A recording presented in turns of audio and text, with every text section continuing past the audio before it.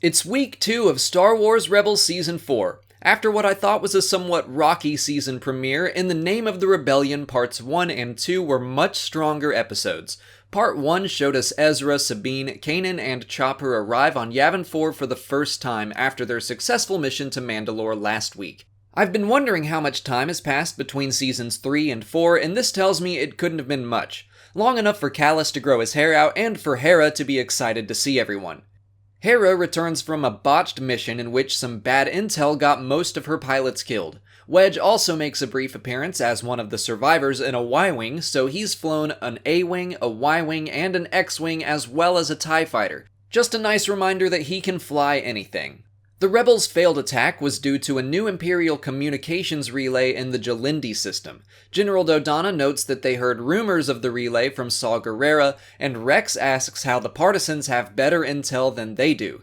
Kallus says it's because Saw doesn't mind torture, and I don't know if they're directly referring to Bor Gullet, but in my head, I like to think that they know about that thing and do not approve. Also, keep in mind, Kallus really doesn't like Gerrera. Back in Season 2, he mentioned being viciously attacked by the partisans.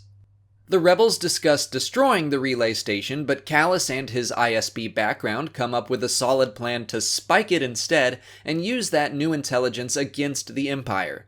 He wasn't in the episode all that much, but I like that he made a significant contribution to the plan. Ezra expresses some frustration regarding the more reserved methods of the Alliance, and Mon Mothma reaffirms that they are not ready for open war.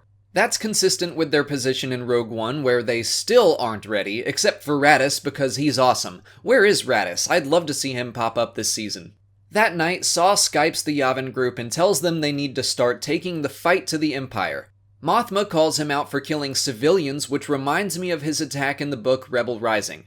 The worst thing we've seen Saw do is massacre civilians at an Imperial party to send a message.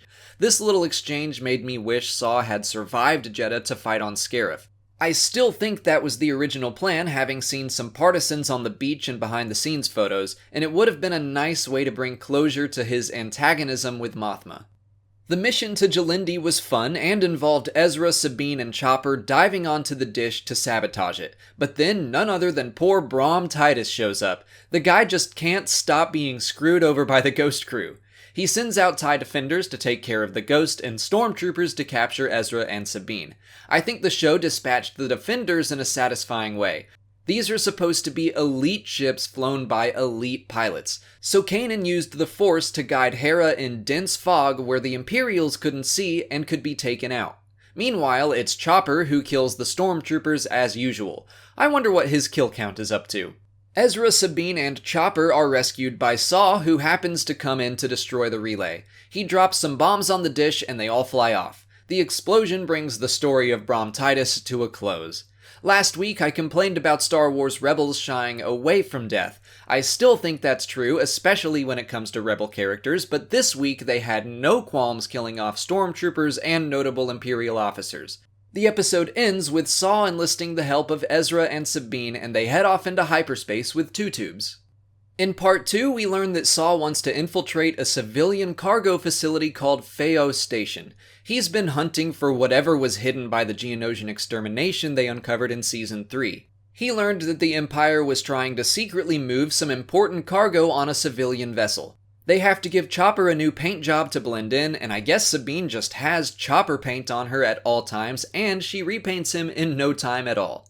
As they hunt the cargo vessel, they come across a container full of prisoners. They were all power or reactor technicians that refused to work on some secret project. The Ishi-Tib even mentions he worked at an energy plant on Coruscant, which could be the exact same place Galen Erso worked in the book Catalyst. Keep in mind, Saw knew Galen in that book. He knows about his work with Kyber crystals, so he probably has an idea of what they might find on this ship. The prisoners mention overhearing that their secret cargo came from Jedha, so now we know how the partisans got that lead, and if you want to know what happens when they show up there, you should read Guardians of the Whills. Even better than this episode, it shows that Saw doesn't care about civilian life. He only cares about stopping the Empire at any cost. After sending Chopper to take care of the prisoners, Ezra is able to lead them to the secret cargo, which turns out to be a Kyber crystal that he can sense thanks to the Force. I thought that was a nice touch. Death Troopers are guarding it, so you immediately know it's important, and that it's a signal to the audience that it's related to Krennic and the Death Star. And if the visual clues weren't enough, Director Krennic gets a mention. Unfortunately, the inclusion of the Death Troopers may have been my least favorite part of the episode. The garbled voices are abandoned, which immediately make them sound less intimidating. In my head, the scrambled communications are just translated for us, but I wish they hadn't bothered. We could have figured out what they were saying based on context clues. They're also taken out too easily. Sure, one of their opponents has the Force and a lightsaber, but they should have put up more of a fight, or we could have had some extra partisans come along to get shot down. One of Star Wars Rebels' biggest problems is that they constantly make the Empire look incompetent, or at the very least, less dangerous. This episode was no different.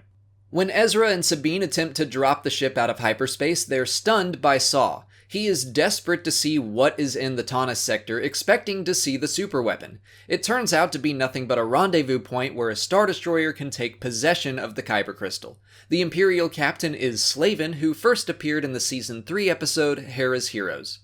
Realizing he would learn nothing more, Saul calls two tubes to pick him up and overloads the Kyber crystal to explode. Its behavior is reminiscent to the Kyber crystal from the unfinished Crystal Crisis arc of the Clone Wars, but it's cool to see what it actually would have looked like here. Ezra and Sabine escape in the nick of time with the prisoners as the Kyber explodes, destroying the cargo ship and the Star Destroyer. So that's two, at least somewhat significant Imperial characters killed off in 1 week. This is the third giant Kyber crystal we've seen destroyed, and the second one destroyed directly by the Ghost Crew, and I never get tired of watching Kyber explosions. Ezra and Sabine are picked up by the Ghost, and the episode comes to a close as Ezra gets a reminder that while Saw's methods may get results, he often ignores what is right. Like I said, I think these episodes were much stronger than the Heroes of Mandalore arc. The action was taken more seriously, there were consequences, at least for the Empire, and the comedy landed more often. I do wish we could have seen Saw's relentlessness have some consequences. His legs could have been injured somehow in the Kyber explosion, which would have been another nice tie-in with Rogue One, but I figure that's a little too much for a show like Star Wars Rebels. The nerfing of the Death Troopers and their unscrambled voices were my biggest gripes, but I can forgive them. So what did you guys think of the episodes? Did you like them or hate them? What were your favorite moments? Let me know in the comments. If you want to keep up with Rebels Season 4 as well as Star Wars news and lore videos every single day, make sure you like this video, subscribe to the channel, follow me on Twitter, Instagram, and Facebook, and consider checking out my Patreon page. As always, thanks for watching, and may the Force be with you.